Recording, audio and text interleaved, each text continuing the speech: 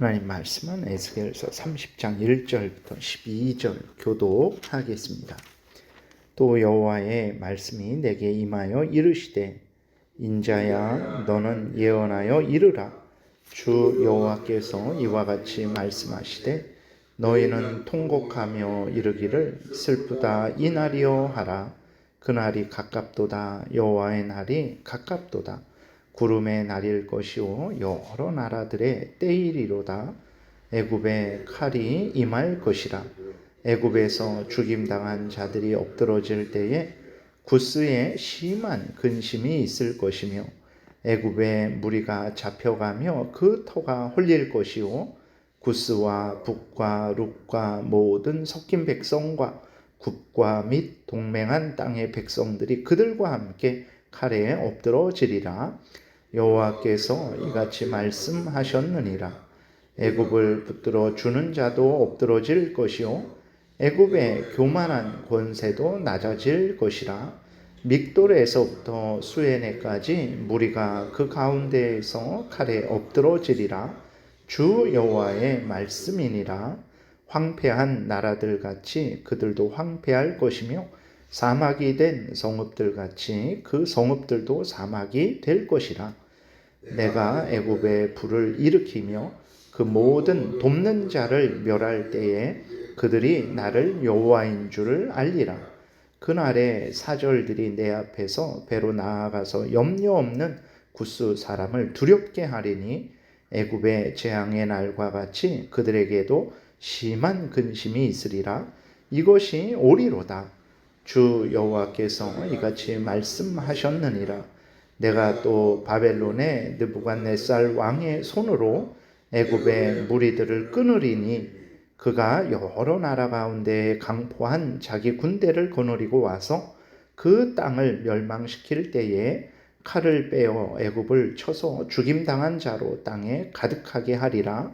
내가 그 모든 강을 마르게 하고 그 땅을 악인의 손에 팔겠으며 타국 사람의 손으로 그 땅과 그 가운데에 있는 모든 것을 황폐하게 하리라. 나 여호와의 말이니라. 아멘. 기도드리겠습니다. 하나님, 하나님의 생명의 말씀 우리로 하여금 악한 사탄의 유혹에 빠지지 않게 하고 우리의 죄성을 따르지 않게 하고 하나님 뜻대로 살아가게 하는 이 귀한 하나님의 말씀을 우리가 전하고 듣사오니 성령께서 역사하셔서 잘 깨달아 알고 믿고 순종해서 하나님의 영광을 드러내고 악한 사탄 마귀와 싸워 이기고 또 이웃을 유익하게 하고 우리도 하나님이 주시는 크신 은혜 늘 누리게 도우소서. 예수 그리스도의 이름으로 기도드렸습니다. 아멘. 예, 오늘 본문에서는 이제 하나님께서 여호와의 날, 즉 심판의 날이 있다라는 사실을 아주 분명하게 알려주고 있어요. 그래서 하나님이 마지막 때에도 최종적으로 심판하시지만 이 땅에서도 선악간에 하나님이 심판하신다라는 사실을 분명하게 알려주고 있습니다. 그리고 그 심판의 날에 악한 자와 함께 동행했던 자도, 그러니까 직접적으로 악을 행하지 않았을지라도 그 악을 행하는 자를 옳다 하든지 아니면 악을 행하는 자를 지원하든지 뭐 이렇게 악을 행하는 자와 함께 했던 자들도 하나님의 진노의 형벌을 받게 될 것이다 라는 사실을 우리에게 분명하게 알려주고 계세요. 그래서 우리 그리스도인들은 항상 하나님의 심판의 때가 있음을 마음에 깊이 새겨야 됩니다. 예수님이 오실 때 최후 심판 때에 최종적으로 선악간에 행한 모든 것에 대해서 하나님이 심판하시는 것은 물론이거니와 또 우리가 이 땅에 살아가면서 하나님이 심판하십니다. 그래서 우리가 어떤 경우에든지 항상 하나님을 경외하고 범죄하지 말고 하나님 사랑하고 이웃 사랑하고 하나님 말씀대로 살아가야 되는 그 이유가 여기 있는 거예요. 그래서 지금 당장은 이게 손해보는 것 같아요.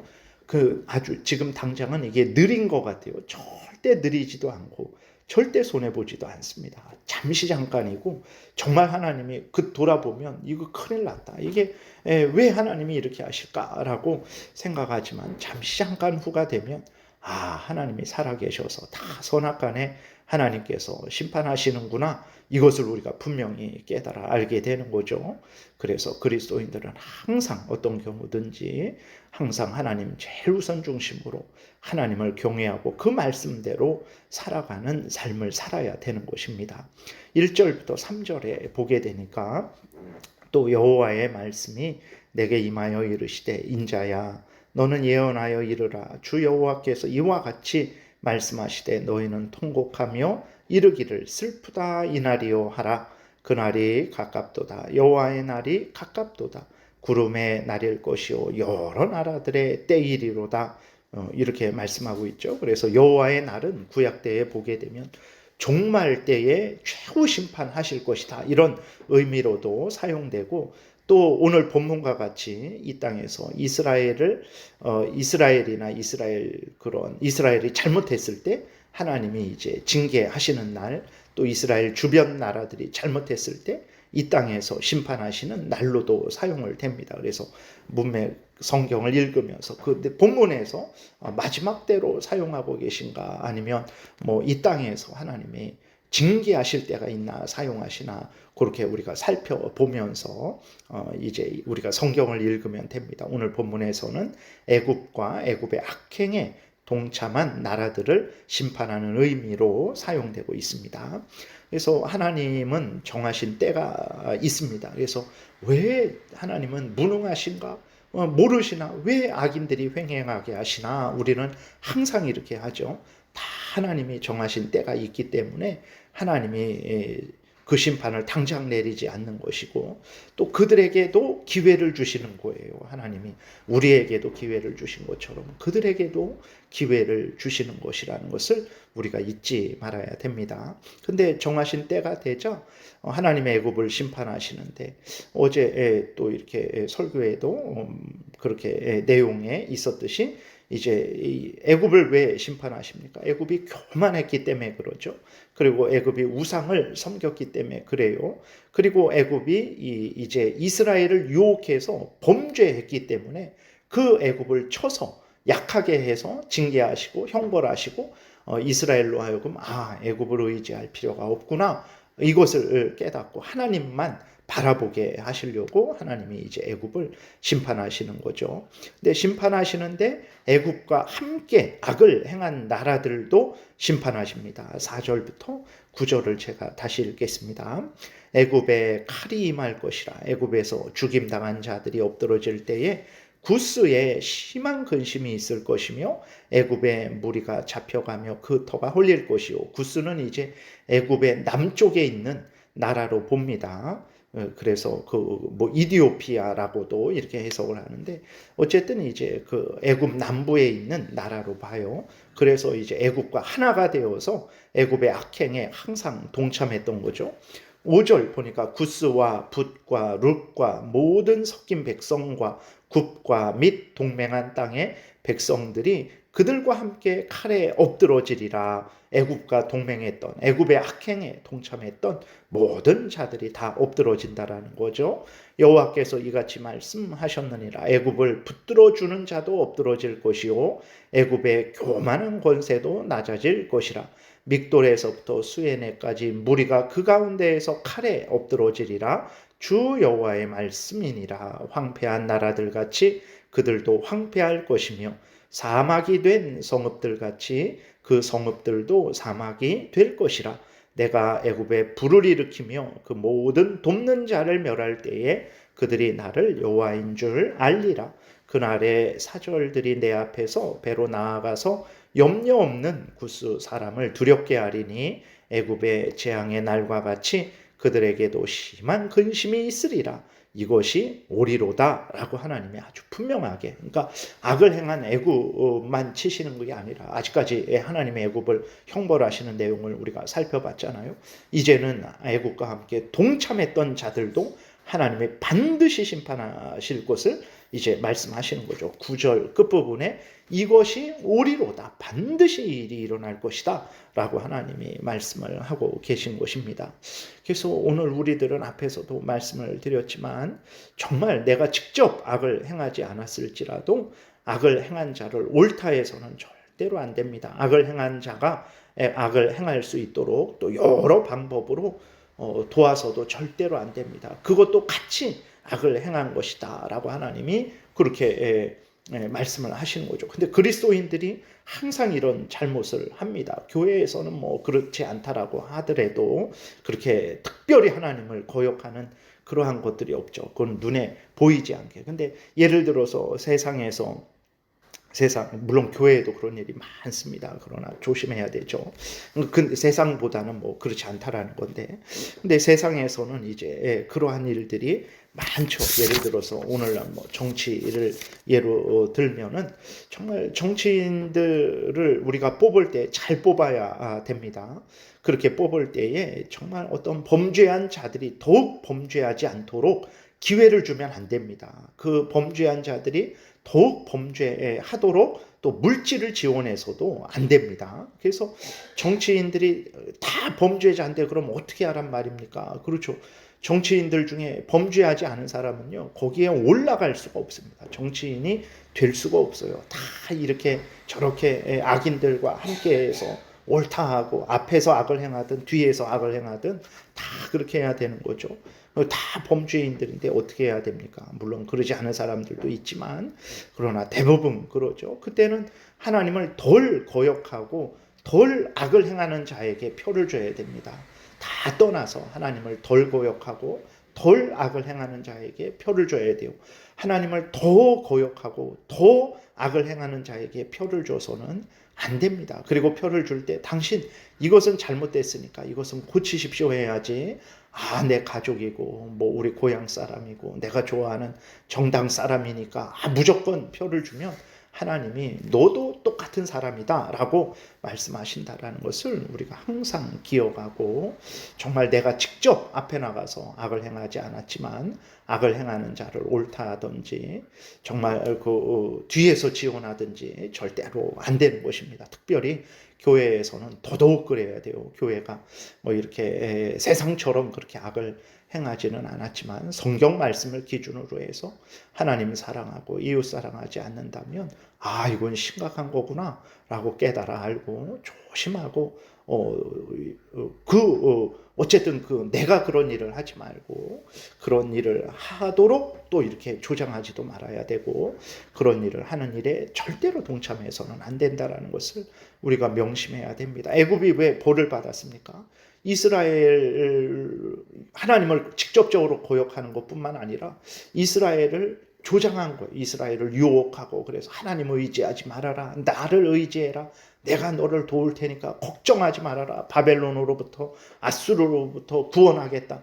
그 말을 다 듣고 이스라엘이 하나님을 의지하지 않고 애굽을 의지했다가 완전히 바벨론에게 멸망을 당했던 것입니다. 그래서 하나님이 애굽을 치셔서 약하게 하셔서 이스라엘로 애굽을 의지하지 못하게 하신 것이라는 것을 우리가 항상 명심해야 됩니다.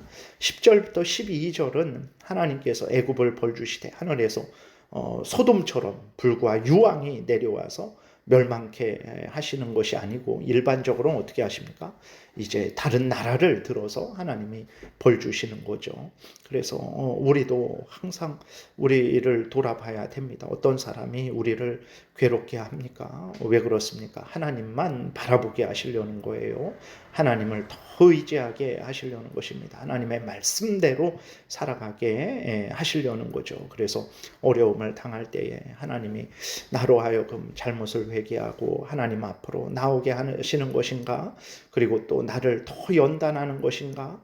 나로 하여금 이 땅을 바라보지 않고 천국을 바라보게 하는 것인가? 그리고 또 악한 사탄 마귀가 내가 하나님을 잘 믿지 못하도록 유혹하는 것인가? 공격하는 것인가? 어떤 것인가 잘 살펴서 하나님 앞에 어쨌든 바로 서면 되는 것입니다.